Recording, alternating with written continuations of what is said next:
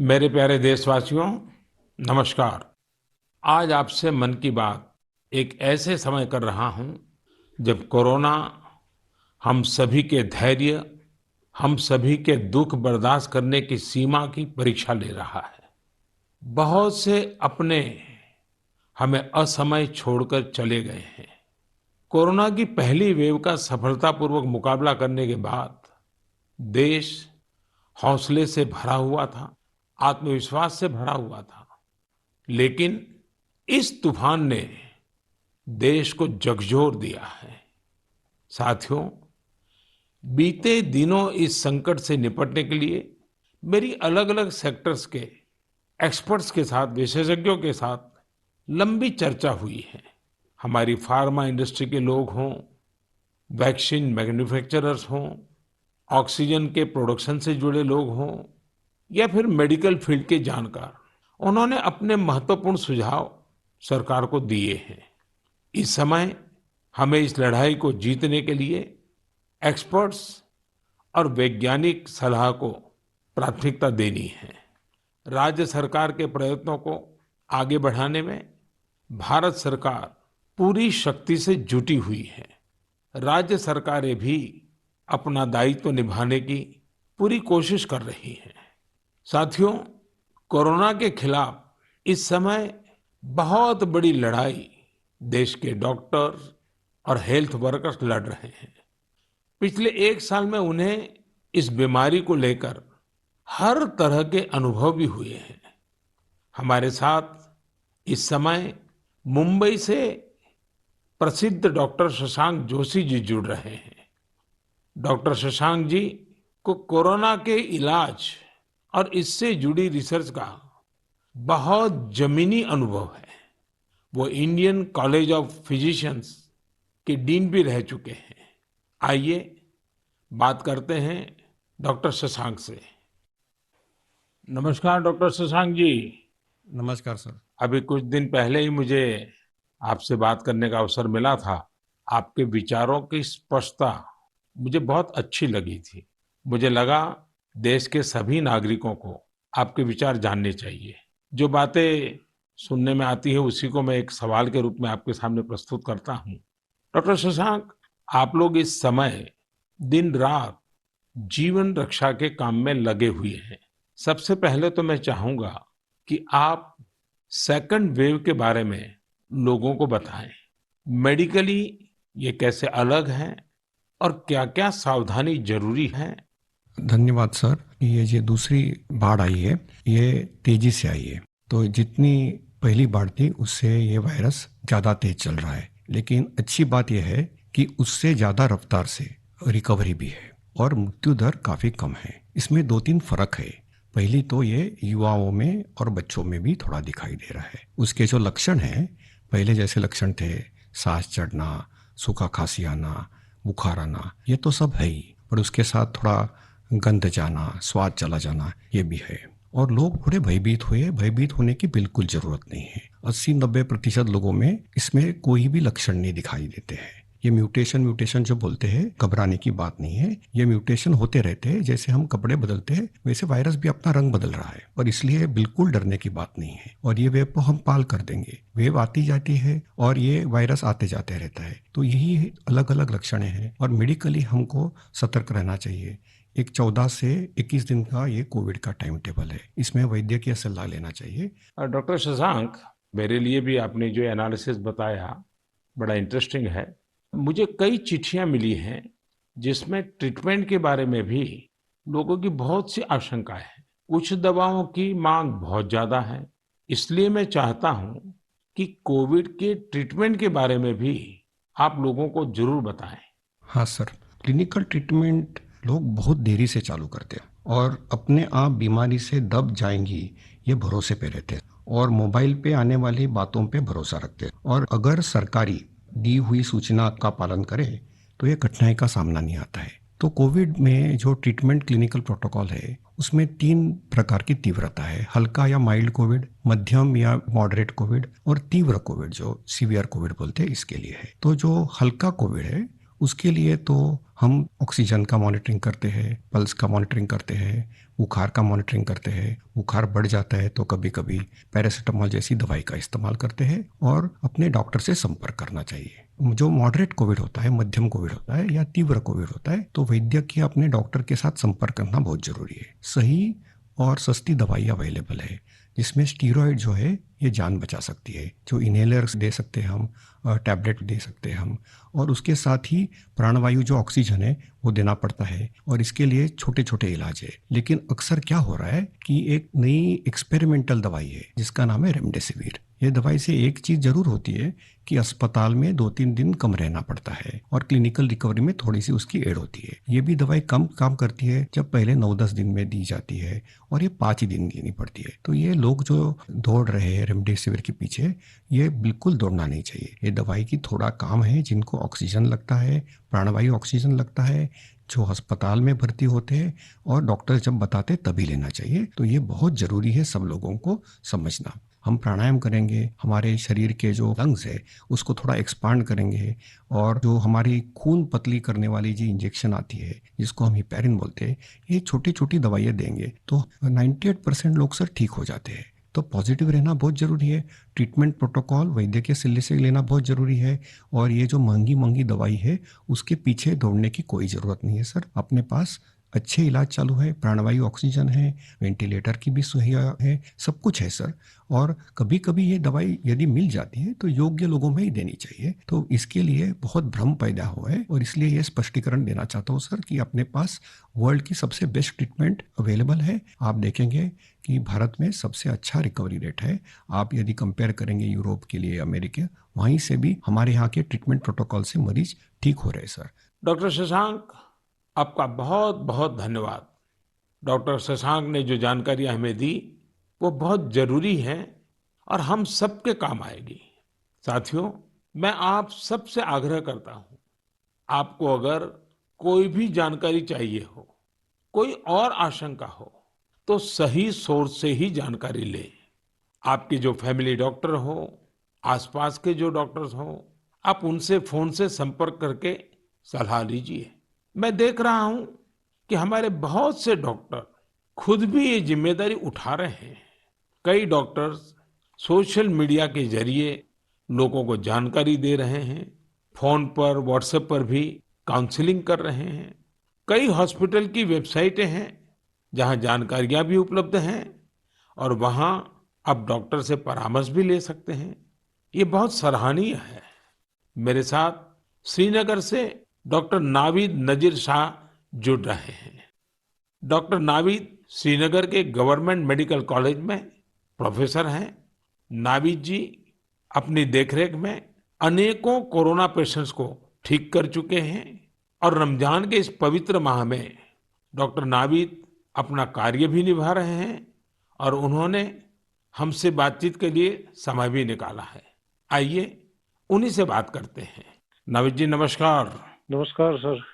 Doctor Naveed, मन की बात के हमारे श्रोताओं ने इस मुश्किल समय में पैनिक मैनेजमेंट का सवाल उठाया है। आप अपने अनुभव से उन्हें क्या जवाब देंगे?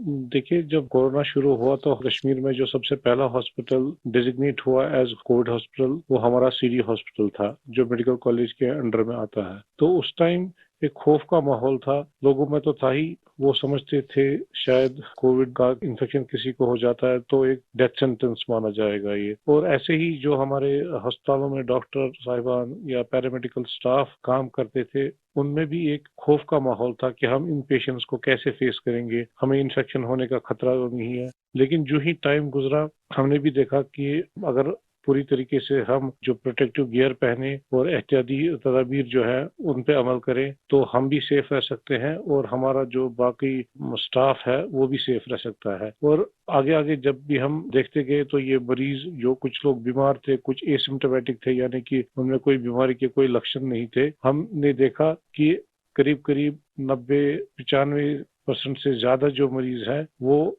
खुद विदाउट एनी मेडिकेशन भी ठीक हो जाते हैं। तो वक्त जैसे गुजरता गया तो लोगों में जो कोरोना का एक डर था वो बहुत कम हो गया। आज की बात जो हम ये सेकंड वेव जो इस टाइम हमारी आई है इस कोरोना में, इस टाइम भी हमें पैनिक होने की जरूरत नहीं है। इस मौके पे भी हम अगर जो प्रोटेक्टिव मेजर्स हैं, जो एसओपीज है, अगर उन पे हम अमल करेंगे, जैसे मास्क पहनना, हैंड सैनिटाइजर का यूज करना, इसके अलावा फिजिकल डिस्टेंस मेंटेन करना या सोशल गैदरिंग्स हम अवॉइड करें, तो हम अपना रोजमर्रा का काम भी बखूबी निभा सकते हैं और इस बीमारी से प्रोटेक्शन भी पा सकते हैं। डॉक्टर नावीद, वैक्सीन को लेकर भी लोगों के कई सारे सवाल हैं, जैसे कि वैक्सीन से कितनी सुरक्षा मिलेगी, वैक्सीन के बाद कितना आश्वस्त रह सकते हैं। आप कुछ बात इसमें बताएं तो श्रोताओं को बहुत लाभ होगा। जब कोरोना का इन्फेक्शन सामने आया, तब से आज तक हमारे पास अभी कोविड-19 के अगेंस्ट कोई इफेक्टिव ट्रीटमेंट अवेलेबल नहीं है। तो हम इस बीमारी को फाइट दो ही चीजों से कर सकते हैं। एक तो प्रोटेक्टिव मेजर, और हम पहले से ही कह रहे थे कि अगर कोई इफेक्टिव वैक्सीन हमारे पास आए तो वो हमें इस बीमारी से निजात दिला सकता है। और हमारे मुल्क में 2 वैक्सीन इस टाइम अवेलेबल है, कोवैक्सीन है, कोविशील्ड है, जो यहीं पे बना हुआ वैक्सीन है। और कंपनीज भी अपनी जो उन्होंने ट्रायल्स की हैं, तो उसमें भी देखा गया है कि इसकी एफिकेसी जो है वो 60% से ज्यादा है। अगर हम जम्मू कश्मीर की बात करें, हमारी यूटी में अभी तक 15 से 16 लाख तक लोगों ने अभी ये वैक्सीन लगाया है। हाँ, सोशल मीडिया में काफी इसके जो मिसकंसेप्शन या मिथ्स इसमें आए थे कि ये साइड इफेक्ट्स हैं। अभी तक हमारी जो भी यहाँ पे वैक्सीन लगे हैं, कोई साइड इफेक्ट उनमें नहीं पाया गया है। सिर्फ जो आम हर किसी वैक्सीन के साथ एसोसिएटेड होता है, किसी को बुखार आना, पूरे बदन में दर्द, या लोकल साइट जहाँ पे इंजेक्शन लगता है वहाँ पे पेन होना, ऐसे ही साइड इफेक्ट्स हमने हर मरीज में देखे हैं। तो कोई ग्रॉस हमने कोई एडवर्स इफेक्ट नहीं देखा है। हाँ, और दूसरी बात, लोगों में ये भी आशंका थी कि कुछ लोग आफ्टर वैक्सीनेशन यानी वैक्सीन टीकाकरण के बाद पॉजिटिव हो गए। इसमें कंपनी से ही गाइडलाइंस है कि उसमें अगर किसी को टीका लगा है उसके बाद उसको इन्फेक्शन हो सकता है, वो पॉजिटिव हो सकता है, लेकिन जो बीमारी की सीवियरिटी है यानी बीमारी की शिद्दत जो है उन मरीजों में उतनी नहीं होगी। यानी कि वो पॉजिटिव हो सकते हैं, लेकिन जो बीमारी है वो एक जानलेवा बीमारी उनमें साबित नहीं हो सकती है। इसलिए जो भी ये मिसकंसेप्शंस हैं वैक्सीन के बारे में, वो हमें दिमाग से निकालने चाहिए। और जिसकी बारी आई, क्योंकि 1 मई से हमारा पूरे मुल्क में जो भी 18 साल से ज्यादा की उम्र के हैं उनको वैक्सीन लगाने का कार्यक्रम शुरू होगा, तो लोगों से अपील यही करेंगे कि आप आए, वैक्सीन लगवाएं और अपने आप को भी प्रोटेक्ट करें, और ओवरऑल हमारी सोसाइटी और हमारी कम्युनिटी इससे प्रोटेक्ट हो जाएगी कोविड-19 के इन्फेक्शन से। डॉक्टर नावीद, आपका बहुत बहुत धन्यवाद और आपको रमजान के पवित्र महीने की बहुत बहुत शुभकामनाएं। बहुत बहुत शुक्रिया। साथियों, कोरोना की इस संकट काल में वैक्सीन की अहमियत सभी को पता चल रही है। इसलिए मेरा आग्रह है कि वैक्सीन को लेकर किसी भी अफवाह में न आए। आप सभी को मालूम भी होगा कि भारत सरकार की तरफ से सभी राज्य सरकारों को फ्री वैक्सीन भेजी गई है, जिसका लाभ 45 साल की उम्र के ऊपर के लोग ले सकते हैं। अब तो 1 मई से देश में 18 साल के ऊपर के हर व्यक्ति के लिए वैक्सीन उपलब्ध होने वाली है। अब देश का कॉरपोरेट सेक्टर, कंपनियां भी अपने कर्मचारियों को वैक्सीन लगाने के अभियान में भागीदारी निभा पाएगी। मुझे ये भी कहना है कि भारत सरकार की तरफ से मुफ्त वैक्सीन का जो कार्यक्रम अभी चल रहा है वो आगे भी चलता रहेगा।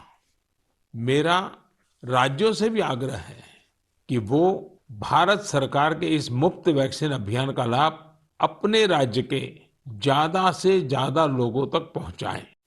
साथियों, हम सब जानते हैं कि बीमारी में हमारे लिए अपने परिवार की देखभाल करना मानसिक तौर पर कितना मुश्किल होता है, लेकिन हमारे अस्पतालों के नर्सिंग स्टाफ को तो यही काम लगातार कितने ही मरीजों के लिए एक साथ करना होता है। ये सेवा भाव हमारे समाज की बहुत बड़ी ताकत है। नर्सिंग स्टाफ द्वारा की जा रही सेवा और परिश्रम के बारे में सबसे अच्छे से तो कोई नर्स ही बता सकती है। इसलिए मैंने रायपुर के doctor B.R. Ambedkar medical college hospital में अपनी सेवाएं दे रही सिस्टर भावना ध्रुव जी को मन की बात में आमंत्रित किया है। वो अनेकों कोरोना मरीजों की देखभाल कर रही हैं। आइए उन्हीं से बात करते हैं। नमस्कार भावना जी। आदरणीय प्रधानमंत्री जी, नमस्कार। भावना जी, यस सर।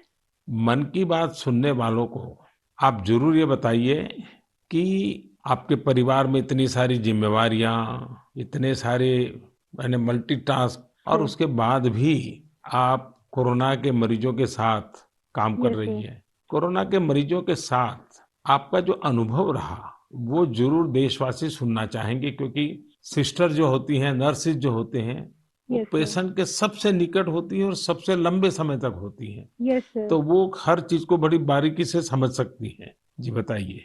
जी सर, मेरा टोटल एक्सपीरियंस कोविड में सर 2 मंथ का है सर। हम 14 डेज ड्यूटी करते हैं और 14 डेज के बाद हमें रेस्ट दिया जाता है। फिर 2 महीने बाद हमारा ये कोविड ड्यूटी रिपीट होता है सर। जब सबसे पहले मेरी कोविड ड्यूटी लगी तो सबसे पहले मैं अपने फैमिली मेंबर्स को ये कोविड ड्यूटी की बात शेयर करी। ये मई की बात है और मैं ये जैसे ही मैंने शेयर किया, सबके सब डर गए, घबरा गए मुझसे। कहने लगे कि बेटा ठीक से काम करना। एक इमोशनल सिचुएशन था सर बीच में, जब मेरी बेटी मुझसे पूछी, मम्मा आप कोविड ड्यूटी जा रहे हो, तो उस समय बहुत ही ज्यादा मेरे लिए इमोशनल मोमेंट था। लेकिन जब मैं कोविड पेशेंट के पास गई तो मैं एक जिम्मेदारी घर में छोड़ के गई, और जब मैं कोविड पेशेंट से मिली सर तो वो उनसे और ज्यादा घबराए हुए थे। कोविड के नाम से सारे पेशेंट इतना डरे हुए थे सर कि उनको समझ में ही नहीं आ रहा था कि उनके साथ क्या हो रहा है, हम आगे क्या करेंगे। हम उनके डर को दूर करने के लिए उनसे बहुत अच्छे से हेल्दी एनवायरनमेंट दिए सर उन्हें। हमें जब ये कोविड ड्यूटी करने को कहा गया तो सर सबसे पहले हमको पीपी किट पहनने के लिए कहा गया सर, जो कि बहुत ही कठिन है पीपी किट को पहन करके ड्यूटी करना। सर ये बहुत टफ था हमारे लिए। मैंने 2 मंथ की ड्यूटी में हर जगह 14-14 दिन ड्यूटी किए, वार्ड में, आईसीयू में, आइसोलेशन में सर। यानी कुल अलग। मिलाकर तो आप 1 साल से इसी काम को कर रही है। Yes sir. वहां जाने से पहले मुझे नहीं पता था कि मेरे कलीग्स कौन है। हम एक टीम मेंबर की तरह काम किए सर। उनका जो भी प्रॉब्लम थे उनको शेयर किए, हम जाने पेशेंट के बारे में और उनका स्टिग्मा दूर किया सर। कई लोग ऐसे थे सर कि जो कोविड के नाम से ही डरते थे। वो सारे सिम्टम्स उनमें आते थे जब हम हिस्ट्री लेते थे उनसे, लेकिन वो डर के कारण वो अपना टेस्ट नहीं करवा पाते थे। तो हम उनको समझाते थे, और सर जब सीवियरिटी बढ़ जाती थी तब उनका लंग्स ऑलरेडी इन्फेक्टेड हो चुका रहता था, तब उनको आईसीयू की जरूरत रहती थी, तब वो आते थे और साथ में उनकी पूरी फैमिली आती थी। तो ऐसा 1-2 केस हमने देखा सर। और ऐसा भी नहीं कि हर एक एज ग्रुप के साथ काम किया सर हमने, जिसमें छोटे बच्चे थे, महिला, पुरुष, बुजुर्ग, सारे तरह के पेशेंट थे सर। उन सबसे हमने बात करी तो सबने कहा कि हम डर की वजह से नहीं आ पाए। सबका यही हमें आंसर मिला सर। तो हम उनको समझाएं सर कि डर कुछ नहीं होता है, आप हमारा साथ दीजिए, हम आपका साथ देंगे। बस आप जो भी प्रोटोकॉल्स है उसे फॉलो कीजिए। बस हम इतना उनसे कर पाए सर। भावना जी, मुझे बहुत अच्छा लगा आपसे बात कर करके। आपने काफी अच्छी जानकारियां दी हैं, अपने स्वयं के अनुभव से दी हैं। जी तो सर। जरूर देशवासियों को इससे एक पॉजिटिविटी का मैसेज जाएगा। आपका बहुत बहुत धन्यवाद Bhavana ji. Thank you so much sir. Thank you so much. जय हिंद सर। जय हिंद। भावना जी और नर्सिंग स्टाफ के आप जैसे हजारों लाखों भाई बहन बखूबी अपना कर्तव्य निभा रहे हैं। ये हम सभी के लिए बहुत बड़ी प्रेरणा है। आप अपने स्वास्थ्य पर भी खूब ध्यान दीजिए, अपने परिवार का भी ध्यान रखिए। साथियों, हमारे साथ इस समय बेंगलुरु से सिस्टर सुरेखा जी भी जुड़ी हुई है। सुरेखा जी केसी जनरल हॉस्पिटल में सीनियर नर्सिंग ऑफिसर हैं। आइए उनके अनुभव भी जानते हैं। नमस्ते Surekha ji. I'm really proud and honored, sir, to speak to Prime Minister of our country. Surekha ji, you along with all fellow nurses and hospital staff are doing excellent work. India is thankful to you all. What is your message for the citizens in this fight against COVID-19? Yes, sir. Being a responsible citizens, I would really like to tell something like, please be humble to your neighbors. and early testing and proper tracking help us to reduce the mortality rate. And moreover, please, if you find any symptoms, isolate yourself and consult nearby doctors and get treated as early as possible. So community need to know awareness about this disease and be positive. Don't be panic and don't be stressed out. It worsen the condition of the patient. We are thankful to our government, proud to have a vaccine also. I'm already vaccinated. With my own experience, I wanted to tell the citizens of India, no vaccines provides 100% protections immediately. It takes time to build a immunity. Please don't be scared to get vaccinated. Please vaccinate yourself. There is a minimal side effects, and I want to deliver the message like stay at home, stay healthy, avoid contact with the people who are sick, and avoid touching the nose, eyes and mouth unnecessarily. Please practice physical distancing, wear mask properly, wash your hands regularly, and home remedies you can practice in the house. Please drink Ayurvedic Kada, take steam inhalation and mouth gargling every day, and breathing exercise so you can do it. And one more thing, last and not least, please have a sympathy towards frontline workers and professionals. We need your support and cooperation. We will fight together. We will get through with the pandemic. This is what my message to the people, sir. Thank you Surekha ji. Thank you, sir. Surekha ji, वाकई आप बहुत कठिन समय में मोर्चा संभाले हुए हैं। आप अपना ध्यान रखिए। आपके परिवार को भी मेरी बहुत बहुत शुभकामनाएं हैं। मैं देश के लोगों से भी आग्रह करूंगा कि जैसा भावना जी, सुरेखा जी ने अपने अनुभव से बताया है, कोरोना से लड़ने के लिए पॉजिटिव स्पिरिट बहुत ज्यादा जरूरी है और देशवासियों को इसे बनाए रखना है। साथियों, डॉक्टर्स और नर्सिंग स्टाफ के साथ साथ इस समय लैब टेक्नीशियंस और एम्बुलेंस ड्राइवर्स जैसे फ्रंटलाइन वर्कर्स भी भगवान की तरह ही काम कर रहे हैं। जब कोई एम्बुलेंस किसी मरीज तक पहुंचती है तो उन्हें एम्बुलेंस ड्राइवर देवदूत जैसा ही लगता है। इन सब की सेवाओं के बारे में, इनके अनुभव के बारे में देश को जरूर जानना चाहिए। मेरे साथ अभी ऐसे ही एक सज्जन है, श्रीमान प्रेम वर्मा जी, जो कि एक एम्बुलेंस ड्राइवर है। जैसा कि इनके नाम से ही पता चलता है, प्रेम वर्मा जी अपने काम को, अपने कर्तव्य को पूरे प्रेम और लगन से करते हैं। आइए उनसे बात करते हैं। नमस्ते प्रेम जी। नमस्ते सर जी। भाई प्रेम, हाँ जी सर। आप अपने कार्य के बारे में हाँ जी। जरा विस्तार से बताइए। आपका जो अनुभव है वो भी बताइए। मैं कैट्स एम्बुलेंस में ड्राइवर की पोस्ट पे हूँ। हाँ। और जैसे ही कंट्रोल हमें एक टैब पे कॉल देता है, 102 से जो कॉल आती है, हम मूव करते हैं पेशेंट के पास। हम पेशेंट को जाते हैं उनके पास। तो 2 साल से हम कंटिन्यू कर रहे हैं काम। अपना किट पहन के, ग्लव्स, मास्क पहन के पेशेंट को जहाँ वो ड्रॉप करने के लिए कहते हैं, जो भी हॉस्पिटल में, हम जल्दी से जल्दी उनको ड्रॉप करते हैं। आपको तो वैक्सीन की दोनों डोज लग गई होगी। बिल्कुल सर। तो दूसरे लोगों को वैक्सीन लगवाएं, इसके लिए आपका क्या संदेश है? सर बिल्कुल, सभी को ये डोज लगवानी चाहिए और अच्छी ही है फैमिली के लिए भी। अब मुझे मेरी मम्मी कहती है ये नौकरी छोड़ दो। मैंने बोला मम्मी, अगर मैं भी नौकरी छोड़ के बैठ जाऊंगा तो सब और पेशेंट को कैसे कौन छोड़ने जाएगा, क्योंकि सब इस कोरोना काल में सब भाग रहे हैं, सब नौकरी छोड़ छोड़ के जा रहे हैं। मम्मी भी मुझे बोलती है कि बेटा ये नौकरी छोड़ दे। मैंने बोला नहीं मम्मी, मैं नौकरी नहीं छोड़ूंगा। प्रेम जी, माँ को दुखी मत करना, नहीं माँ सर। को समझाना। हाँ जी। लेकिन ये जो आपने माँ वाली बात बताई ना, हाँ जी। ये बहुत ही छूने वाली है। आपकी माता जी को भी हाँ जी मेरा प्रणाम कहिएगा। बिल्कुल। हाँ। हाँ जी। और प्रेम जी, मैं आपके माध्यम से हाँ जी।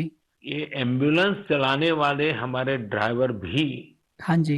कितना बड़ा रिस्क लेकर के काम कर रहे हैं, हाँ जी। और हर एक की माँ क्या सोचती है, बिल्कुल सर। ये बात जब श्रोताओं तक पहुंचेगी, हाँ जी। मैं जरूर मानता हूँ कि उनको भी दिल को छू जाएगी। हाँ जी। प्रेम जी, बहुत बहुत धन्यवाद। आप एक प्रकार से प्रेम की गंगा बहा रहे हैं। धन्यवाद सर जी। धन्यवाद भैया। धन्यवाद। साथियों, प्रेम वर्मा जी और इन जैसे हजारों लोग आज अपना जीवन दांव पर लगाकर लोगों की सेवा कर रहे हैं। कोरोना के खिलाफ इस लड़ाई में जितने भी जीवन बच रहे हैं उसमें एम्बुलेंस ड्राइवर्स का भी बहुत बड़ा योगदान है। प्रेम जी, आपको और देश भर में आपके सभी साथियों को मैं बहुत बहुत साधुवाद देता हूं। आप समय पर पहुंचते रहिए, जीवन बचाते रहिए। मेरे प्यारे देशवासियों, ये सही है कि कोरोना से बहुत लोग संक्रमित हो रहे हैं, लेकिन कोरोना से ठीक होने वाले लोगों की संख्या भी उतनी ही ज्यादा है। गुरुग्राम की प्रीति चतुर्वेदी जी ने भी हाल ही में कोरोना को हराया है। प्रीति जी मन की बात में हमारे साथ जुड़ रही हैं। उनके अनुभव हम सबके काफी काम आएंगे। प्रीति जी नमस्ते। नमस्ते सर, कैसे हैं आप? मैं ठीक हूँ जी। सबसे पहले तो मैं आपकी कोविड-19 से जी सफलतापूर्वक लड़ने के लिए जी, सराहना करूंगा। थैंक यू सो मच मेरी सर। कामना है आपका स्वास्थ्य और तेजी से बेहतर हो। जी शुक्रिया सर। प्रीति जी, हाँ जी सर। ये सिर्फ आपके परिवार में आप ही का नंबर लगा कि परिवार के और सदस्य भी इसमें फंस गए? नहीं नहीं सर, मैं अकेली ही हुई थी चलिए, आज भगवान पॉजिटिव। की कृपा रही। अच्छा, जी मैं चाहूंगा हाँ जी कि सर। आप अपने इस पीड़ा के अवस्था के कुछ अनुभव अगर साझा करें, तो जी सर। शायद जो श्रोता है हाँ उनको भी जी। ऐसे समय कैसे अपने आप को संभालना चाहिए, इसका मार्गदर्शन मिलेगा। जी सर, जरूर सर। इनिशियली इस स्टेज में मेरे को बहुत ज्यादा लेथार्जिक, मतलब बहुत सुस्ती सुस्ती आया, और उसके बाद ना मेरे गले में थोड़ी सी खराश होने लगी। तो उसके बाद ना मेरा थोड़ा सा मेरे को लगा कि ये सिम्टम्स है, तो मैंने टेस्ट कराया। दूसरे दिन रिपोर्ट आते ही जैसे ही मेरे को पॉजिटिव हुआ, मैं अपने आप को क्वारंटीन कर लिया, एक रूम में आइसोलेट करके। अब डॉक्टर्स के साथ कंसल्ट करा मैंने उनसे, उनकी मेडिकेशन स्टार्ट कर तो दी। आपका परिवार बच गए आपके क्विक जी एक्शन सर। के कारण। जी सर, वो बाकी सबका भी बाद में कराया था, बाकी सब नेगेटिव थे, मैं ही पॉजिटिव थे। उससे पहले मैंने अपने आप को आइसोलेट कर लिया था एक रूम के अंदर। अपनी जरूरत का सारा सामान रख के उसको मैं अपने आप अंदर कमरे में बंद हो गई थी। और उसके साथ साथ मैंने फिर डॉक्टर के साथ मेडिकेशन स्टार्ट कर दी। तो मैंने मेडिकेशन के साथ साथ ना मैंने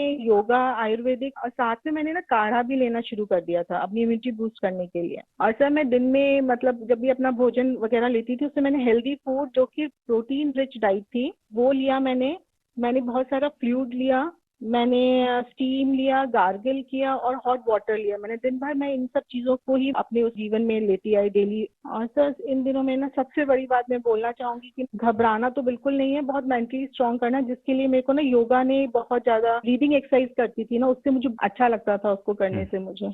अच्छा प्रीति जी, जब अब आपका प्रोसेस पूरा हो गया, आप संकट से बाहर निकल आई, हाँ अब आपका जी। टेस्ट भी नेगेटिव आ गया है, हाँ जी तो सर। फिर आप अपने स्वास्थ्य के लिए, जी इसके सर। देखभाल के लिए अभी क्या कर रही है? सर मैंने एक तो योगा बंद नहीं किया है, ठीक है। मैंने काढ़ा अभी भी ले रही हूँ, और अपनी ना इम्यूनिटी बूस्ट रखने के लिए मैं अच्छा हेल्दी फूड खा रही हूँ अभी, जो कि मैं बहुत अपने आप को नेग्लेक्ट कर लेती थी, उस पर बहुत ध्यान दे रही हूँ मैं।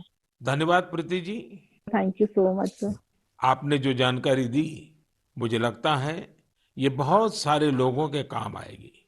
आप स्वस्थ रहें, आपके परिवार के लोग स्वस्थ रहें, मेरी आपको बहुत बहुत शुभकामनाएं। मेरे प्यारे देशवासियों, जैसे आज हमारे मेडिकल फील्ड के लोग, फ्रंटलाइन वर्कर्स, दिन रात सेवा कार्यों में लगे हैं, वैसे ही समाज के अन्य लोग भी इस समय पीछे नहीं है।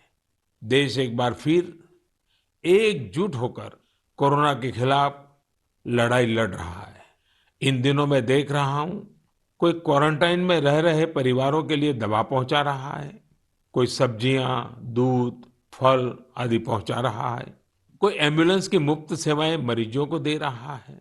देश के अलग अलग कोने में इस चुनौतीपूर्ण समय में भी स्वयंसेवी संगठन आगे आकर दूसरों की मदद के लिए जो भी कर सकते हैं वो करने का प्रयास कर रहे हैं। इस बार गांवों में भी नई जागरूकता देखी जा रही है। कोविड नियमों का सख्ती से पालन करते हुए लोग अपने गांव की कोरोना से रक्षा कर रहे हैं। जो लोग बाहर से आ रहे हैं उनके लिए सही व्यवस्थाएं भी बनाई जा रही हैं। शहरों में भी कई नौजवान सामने आए हैं जो अपने क्षेत्र में कोरोना के केस न बढ़े, इसके लिए स्थानीय निवासियों के साथ मिलकर प्रयास कर रहे हैं। यानी एक तरफ देश दिन रात अस्पतालों, वेंटिलेटर्स और दवाइयों के लिए काम कर रहा है, तो दूसरी ओर देशवासी भी जी जान से कोरोना की चुनौती का मुकाबला कर रहे हैं।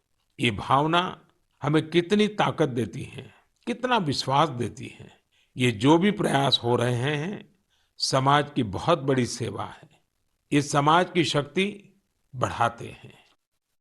मेरे प्यारे देशवासियों, आज मन की बात की पूरी चर्चा को हमने कोरोना महामारी पर ही रखा, क्योंकि आज हमारी सबसे बड़ी प्राथमिकता है इस बीमारी को हराना। आज भगवान महावीर जयंती भी है। इस अवसर पर मैं सभी देशवासियों को शुभकामनाएं देता हूं। भगवान महावीर के संदेश हमें तप और आत्म संयम की प्रेरणा देते हैं। अभी रमजान का पवित्र महीना भी चल रहा है, आगे बुद्ध पूर्णिमा भी है, गुरु तेग बहादुर जी का 400वां प्रकाश पर्व भी है। एक महत्वपूर्ण दिन पोचिशे बोईशाख टैगोर जयंती का है।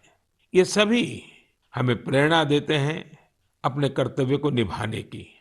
एक नागरिक के तौर पर हम अपने जीवन में जितनी कुशलता से अपने कर्तव्यों को निभाएंगे, संकट से मुक्त होकर भविष्य के रास्ते पर उतनी ही तेजी से आगे बढ़ेंगे। इसी कामना के साथ मैं आप सभी से एक बार फिर आग्रह करता हूं कि वैक्सीन हम सबको लगवाना है और पूरी सावधानी भी रखनी है। दवाई भी, कड़ाई भी, इस मंत्र को कभी भी नहीं भूलना है। हम जल्द ही साथ मिलकर इस आपदा से बाहर आएंगे। इसी विश्वास के साथ आप सभी का बहुत बहुत धन्यवाद। नमस्कार।